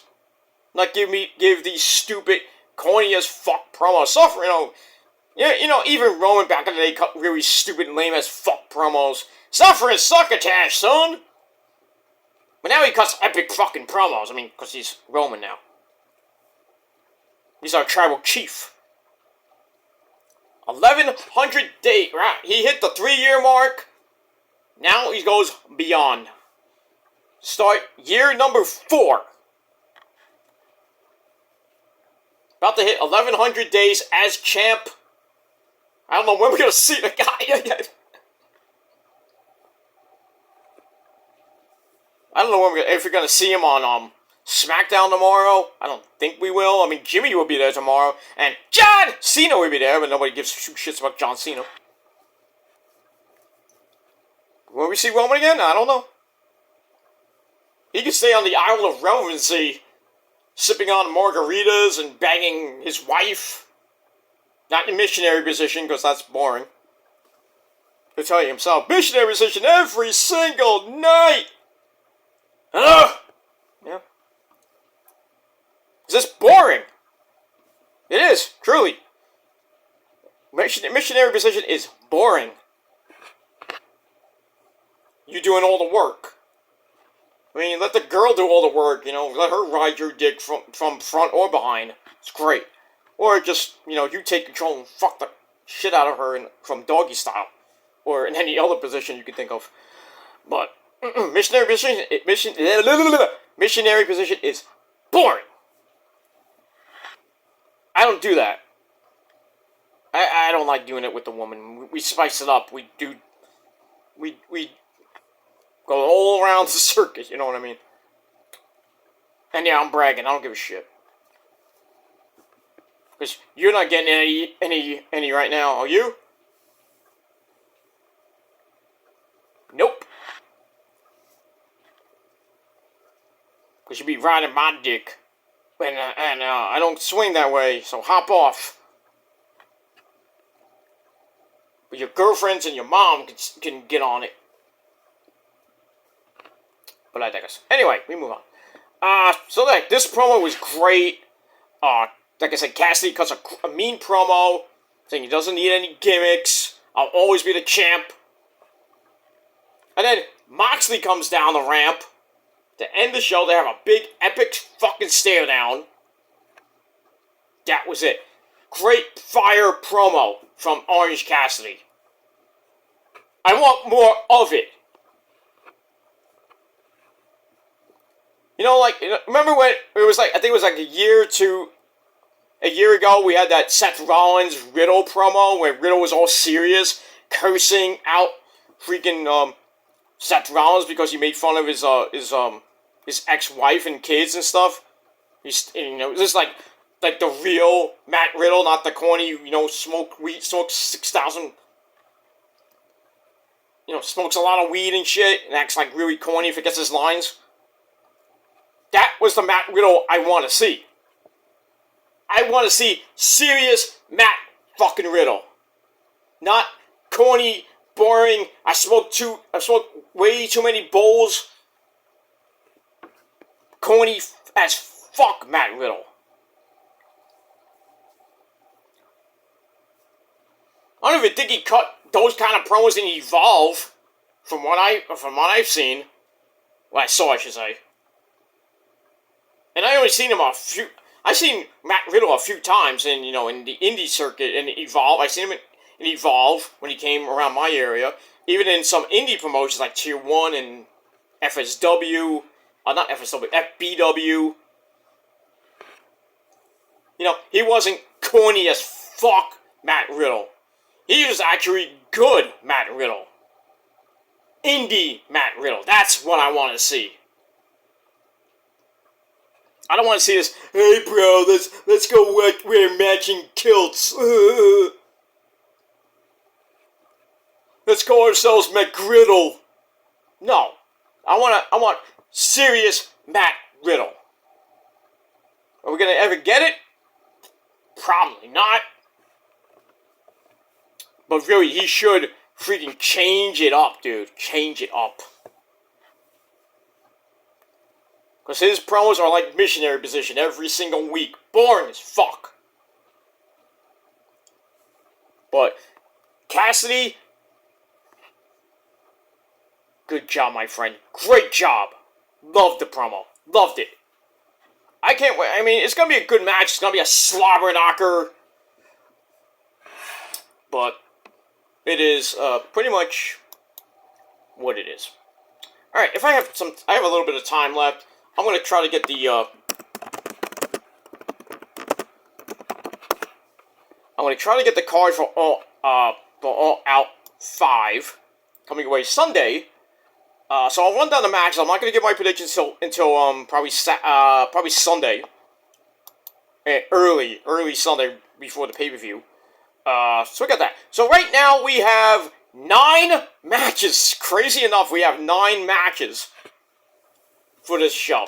Alright, so we have Luchasaurus defending the TNT title against Darby Allin. How you doing? I come from Seattle. I weigh 125 pounds soaking wet. So, that match is there. Then we got Mito smash CK Penny pussy. Yeah. Taking on Powerhouse Will Hobbs. We got Chris Statlander defending the AEW TBS Championship against Ruby Soho. Got that. Like I said, Orange Cassidy and Moxley for the international title. Kenny taking on Takeshita with Don Callis in a regular singles match, 1-on-1. 8-man tag team match. We got Bullet Club Gold, the Ass Boys, the Gun Club, the Breed with the Switchblade, Jay White, Juice Robinson, taking on FTR and the Bucks. Should be pretty good. For the Ring of Honor tag team belts. Oh, this is a spoiler. It's not going to be the Kingdom. Wouldn't have made sense, but turn the video off right now if you don't want to hear the spoiler. It's Better Than You, baby. Adam Cole and MJF defending against the winners of the Battle Royal, which were... I'll give you 5 seconds.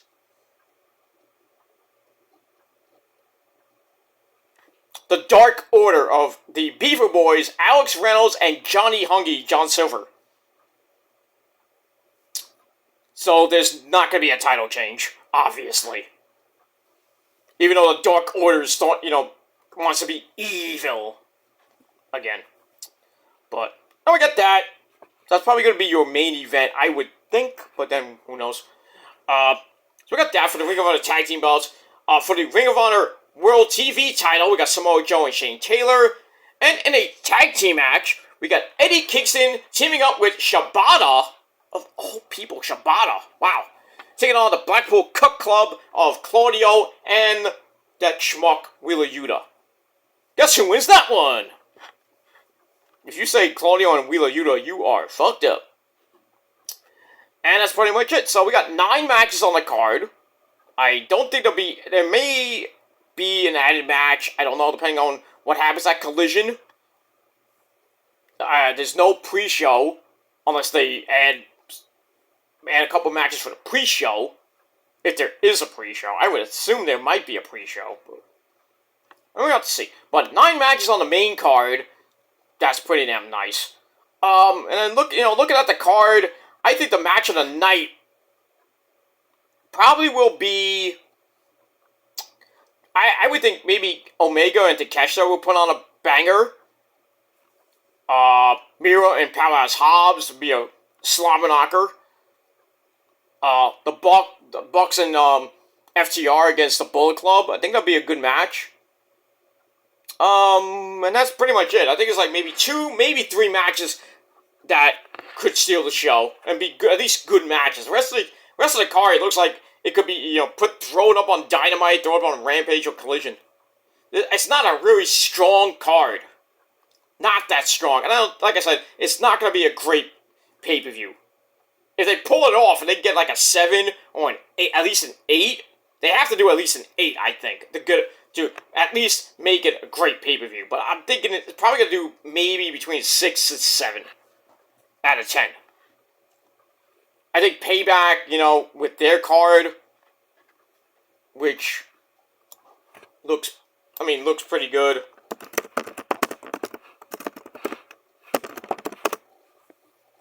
Let's look at the card for Payback. And got 6 matches on the card as of right now. We got Becky Lynch, the man, taking on Trish Stratus in a steel cage, brother. We got Seth freaking Rollins against Shinsuke Nakamura for the World Heavyweight title. Mommy Rhea Ripley, taking on Raquel Rodriguez for the Women's World title. Rey Mysterio, Booyaka, taking on Austin Theory for the rematch for the United States title. We got Eli Drake, that's an insult, that's a fact of life, taking on The Miz, one-on-one. And in a Steel City street fight for the Undisputed Tag Team belts, we got Kevin Owens and Sami Zayn taking on the Judgment Day of Finn Balor and Damian Priest. Trying to see what my main event this show. Well, Cody, and don't forget Cody on the Grayson Waller effect with Grayson Waller. So I got that segment. There might be a match or two added. What match that might be, I don't know. I mean, Io's not defending her belt. The women's tag team belts, not defended. The Intercontinental title is going to be on Monday Night Raw this Monday. Well, so it's after the pay-per-view, which I think is stupid. But, I mean, the Payback looks a better card than All Out. But, I mean, we have to see what happens with that. But that's it. So that's All Out and Payback, the matches. I will do my predictions this weekend, so stay tuned on the Shadows Lair 2.0 channel. Link to the channel down below. That'll be episode number 4 and 5. So get ready for that. And that's it. So that's it for Ring of Honor. Woohoo, botch. So that's it for your AEW review. And I gave AEW on this past Wednesday night, I gave it 7 out of 10 stars. I gave it 7. A lot of people gave it 5. I thought it wasn't that bad. I think it was pretty decent. So I gave it 7 out of 10 stars. Let me know what you guys thought of the show down below. Hit the bell to get notified when I do another video, which will be tomorrow. I'll be doing Ring of Honor, and then SmackDown, and then Saturday I will do Rampage and my predictions for Payback, and then I will do my Payback review later Saturday night, and then on Sunday I will do Collision, and then All Out predictions and the review on Sunday. And then Monday is Labor Day, and we'll talk about Labor Day Monday Night Raw, the aftermath of Payback. And then later Monday night, your Monday Night Raw review. Okay, that. And then on Wednesday, this coming Wednesday, I would do episode number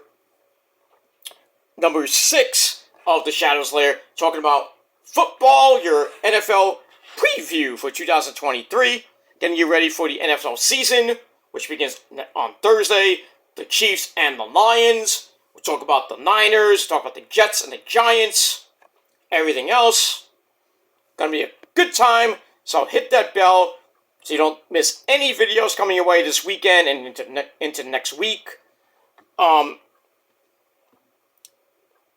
will be doing Niners post-game videos.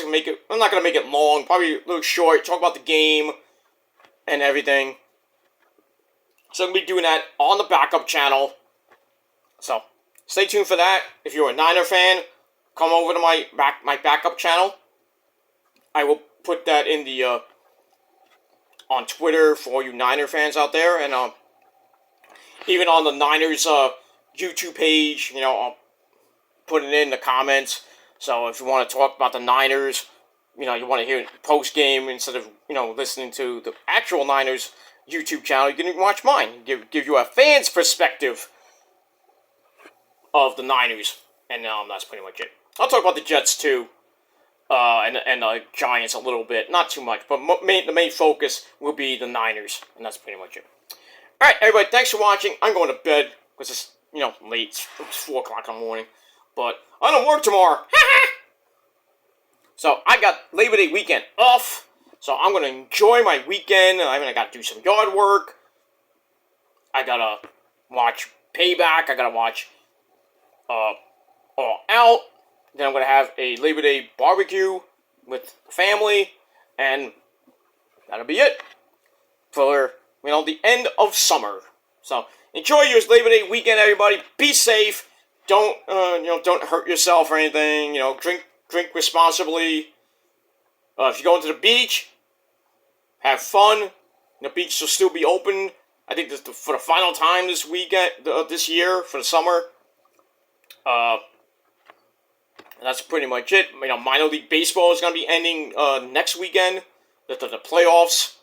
Hopefully the Cyclones make it. I don't know where their record is right now, but hoping the Brooklyn Cyclones make the playoffs. And hopefully they win the division like they won last year. Then they choked in the first round. But hopefully we'll get that after September the 10th. Hopefully they get to the championship game and they win the title. I think it'll be their third or no. I think it's their fourth title if they my memory serves me correct. Fourth title if they win it this year, because they won it.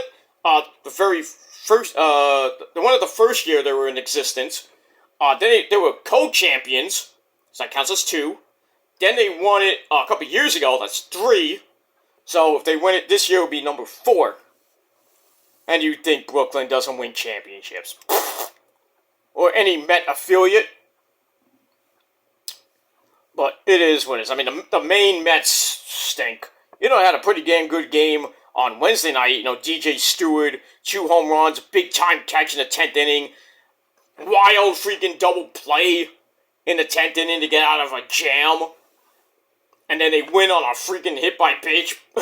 Ex-Yankee Aroldis Chapman hits freaking DJ Stewart in the back, and they win the game. Craziest win ever.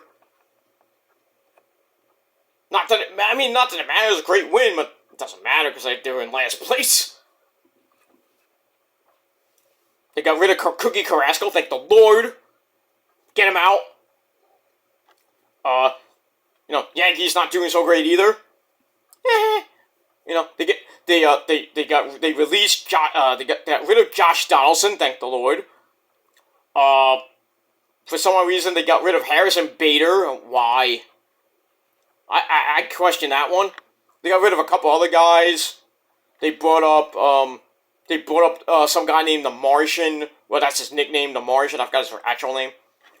The Mets finally bring up Mauricio. Oh, we're gonna see him this weekend. Ha ha! So we're gonna get Mauricio Alvarez. I think they're bringing up Brett Beatty as well, because the minor league season is gonna be over pretty soon. Beatty, Alvarez, Mauricio, Vientos. The minor league, the kids are gonna play in September. Great to see them. So a little preview from possibly 2024. I would bring up next year. Make Mauricio the starting third baseman, because he can play third base, he can play second base, he can maybe be the starting second baseman. You put McNichols in right field.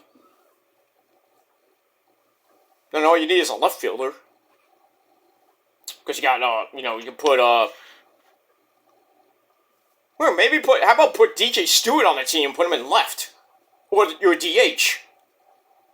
Get rid of Vogelback. Oh, he sucks. then build your lineup a little bit. Keep Pete Alonso, hopefully. Get some starting pitching if it's not Ohtani, or you can get Ohtani. And then you get Yamamoto, you get Blake Snell, who's a free agent. Get some actual fucking pitching that we desperately need right now. We need a fucking ace or two. Senga's gonna be the ace. And then you got Quintana. Ugh. And then you got Peterson and McGill if they stay. I probably see one of them probably going. Then you gotta get rid of half your bullpen. Ottavino, get him out. Diaz is coming back strong. But he needs some extra help. Because I don't think these guys like Gotch and Brigham and Sean Reed Foley, where did you come from again? Where were you? The Mets middle relief needs a lot of work. And I think they need a setup guy. They need to go to Edwin Diaz. Who that is, I don't know. So, Uncle Stevie's going to have to dig through his checkbook to get some players, and if they contend, that'd be great. I don't think they will. But then you never know in the world of baseball. They got rid of some people today in their front office, and get them out. Who cares a shit? They really should get rid of Billy Epler, because I think he's going to be Brian Cashman 2.0. Yeah, I said it. I know. I said it in a Met video on YouTube, and everybody was like crucifying me. He's like, "What do you say that for?" Like I said, it's my opinion, and it feels that way. Because you're gonna get these players that don't produce, like Cashman does. Right there, Stanton, Donaldson, IFK, garbage. Half these other guys he got garbage. Rizzo, gone.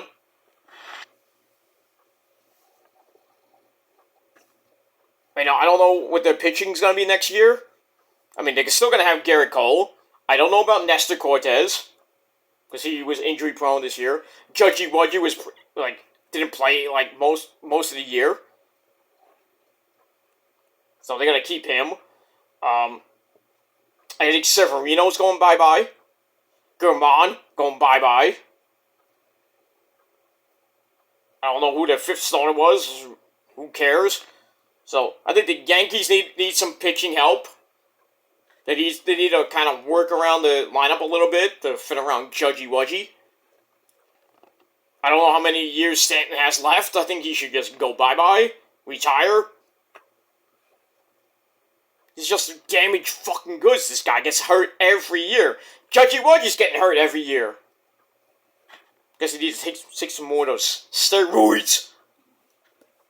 Him and Stanton need to, maybe shoot up a double dose of steroids so they don't get hurt. But, we'll have to see what happens next year. Because, basically the season's over for the Yankees and the Mets. So, I don't care about baseball right now. I'm in full football and hockey mode. The Rangers begin the preseason, couple weeks. Their official season starts in October around Columbus Day. So that's going to be pretty damn good. Basketball comes your way at the end of October, right near Halloween. And college football is already in full gear this year. No pun intended with the pay-per-view. College football's in full gear. Great. Not that I'm going to watch it. But it's going to be, the ratings for Collision are going to be horrible. Especially this weekend. Because they're going up against Payback and college football. Oh. I would be surprised if they get 400,000 this weekend. 400. I don't think they will, because everybody's going to watch Payback. Everybody's going to be watching college football and baseball. Well, not college baseball, but baseball itself. And then when the NFL starts, when they play on Saturdays, especially Saturday night, Collision, nobody's going to watch Collision. Everybody's going to watch, the Niners or something like that, whoever plays on Saturday night. And Monday Night Raw's ratings are going to start thinking up the joint because Monday Night Football begins on September the 11th with the Jets and the Bills. Oh, that game itself is going to do like 10 to 20 million views at most. Because you got Damar Hamlin coming back in his triumphant return from that horrific injury. He almost died, but he came back and made the roster. Great. So that game is going to be great. The debut of Regis and his discount double check. So that is going to be a great game next Monday, not this coming Monday, next Monday, September the 11th on, well, if you could watch it, ESPN, or if you can watch it on the NFL Network, or whatever you have, maybe Red Zone, or if you have it on Stream, do it. So, the Niners play on next Sunday against the Steelers in Pittsburgh. Bosa is close, very close, to having a new contract. He will play in Week 1. Great, because we need him. They finally signed a new kicker. So that's pretty damn good. Hopefully he can produce. They're still talking about Robbie Gould returning, but I don't know. We'll see. But if this guy can kick field goals and he can kick some pressure field goals and when you need it near the end, give me a 57-yarder to win the game, and I'll be happy. And that's pretty much it. Brock Purdy, coming back for revenge. The whole Niner team coming back for revenge. For the revenge of the revenge of the revenge of the revenge tour. Or as I call it, the Revenge 4 tour. I think they have a great team that can go to the Super Bowl. I think they can win. I think, barring a major injury to Brock, because I don't want to see Sam Darnold in the freaking on the Niners in the games. I don't want to see him at all. But if Brock can do what he did last year, go on a 12-game win streak, I think the Niners are gonna wipe the floor with the NFC West and win that title probably outright. But don't count out the Arizona Cardinals. Don't count out the Seahawks, and don't count out the Rams, even though they stink. But don't count them out. The Rams are still a pretty powerful team, even with and the Seahawks. Arizona, not so much. But it should be it might be a dogfight for the NFC West. Same thing for the NFC East with the Giants, damn Cowboys. The Commanders. And, the pedophile Eagles. That division is going to be up for grabs. The NFC North. Probably go to the Bears. Because they have an amazing offense. Woo! Amazing offense. Pretty damn good defense, too. Not as great as the Niners, but still. So I would probably think the Bears. Maybe the Vikings. They'll probably fight for the division. NFC South, I think that's a toss-up. It's really a toss-up because I don't even know who's the quarterbacks for half the teams. But, somebody's going to come out of that division, go to the playoffs. Who? I don't know. I would probably say the Saints, but we'll see. Then you go to AFC, it's going to be a dogfight between the Bills, the Dolphins, and the Jets. I think the Jets will make the playoffs if they don't win the division as a wild card team. They go. I wouldn't be surprised if they go to the AFC title game and maybe we see Rodgers against Mahomes. Or as I would call that, the discount double check game. And we have to see. So it's going to be an exciting time to be a Jet fan. And a Niner fan. For me, because I'm both, so. And if you're a Giant fan or any team that you like, you're going to have a good season, I hope. But, Otaku and his Ravens, he's going to be, smashing things apart, probably. I don't know if the Ravens are going to they'll probably contend. I think they'll, maybe make the playoffs as a wild card team. Not that they're going to go anywhere, but, Even, Cincinnati with Burrow hurt, I don't know for how long. That might be a problem. Then the Steelers look decent.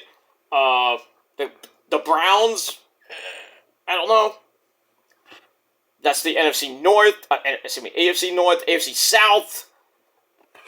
I think the Jaguars might have a good season, like they did last year.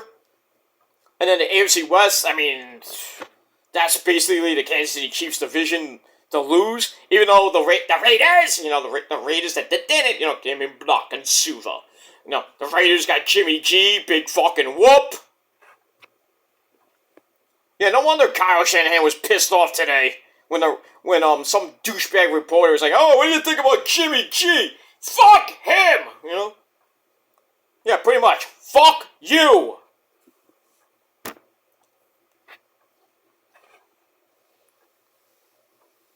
Garbage. Oh, at least he got us to the Super Bowl. Good. Good, but the refs took that game from us.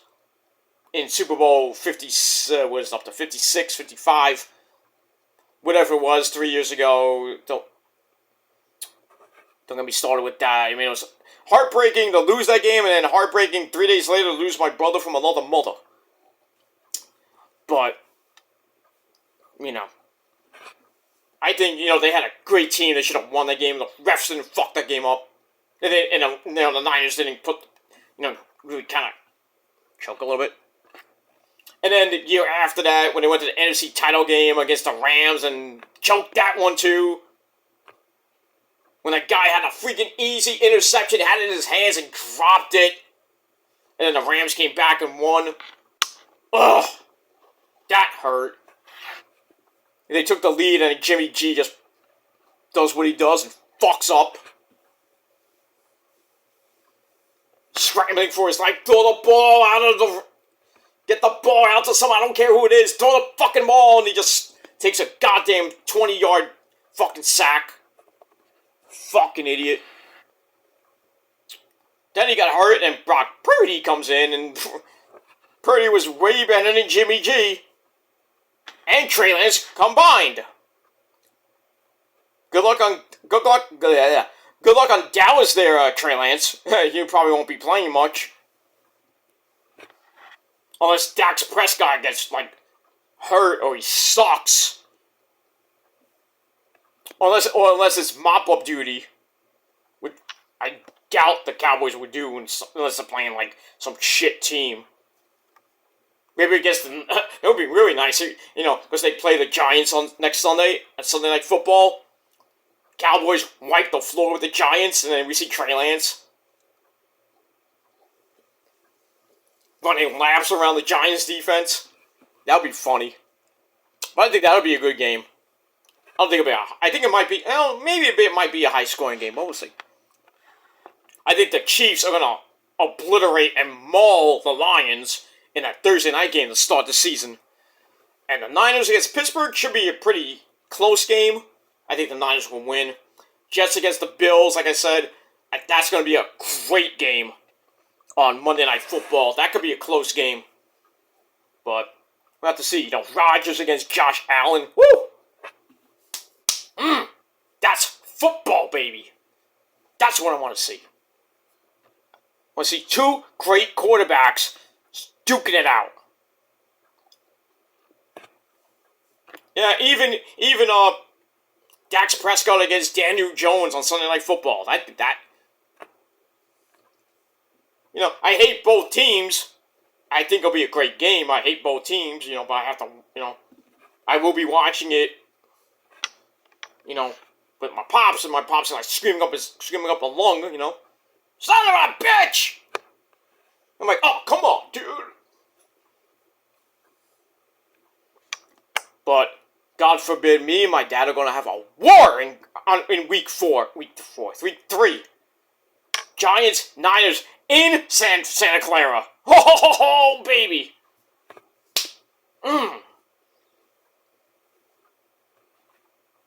Man, if the Niners really lay a whooping on the Giants, I am not even going to say a word. I'm just like, good game. Good game. You lost 35-0. really, rub it in a little bit. But, oh, you pedophile Eagle fans, get ready for week 13. Revenge, motherfuckers. Revenge, you cheating motherfuckers. I'll tell you the truth. If Brock Purdy didn't get a broken arm in that game, I think that game would have been totally different. But you had to play dirty, because that's what the dirty birds do. Knock Brock out of the game, and very, even with their great defense, their emergency quarterback comes in and stinks up the joint. And really just Jalen Hurts just went on a freaking spree. But now Brock is freaking healthy, 100% like he was in the NFC title game. But it's in Philly. Is that going to happen again? Better not.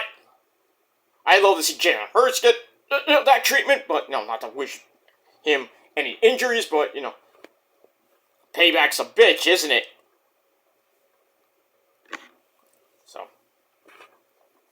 So we got that, and we move on. Alright, I gotta really get out of here. It's 4:15 in the morning. So, I'm gonna get out of here. Thanks for watching, everybody. Until next time, Peter Joseph signing off. 7 out of 10 for Dynamite.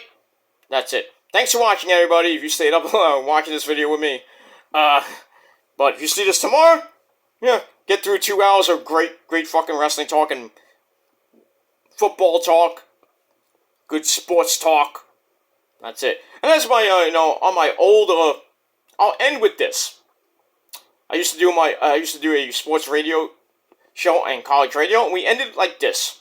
We came, well, not we, but I'm Peter Joseph signing off. I came, well, not like that, but I came, I saw, I broadcast. That's it. Until next time, peace.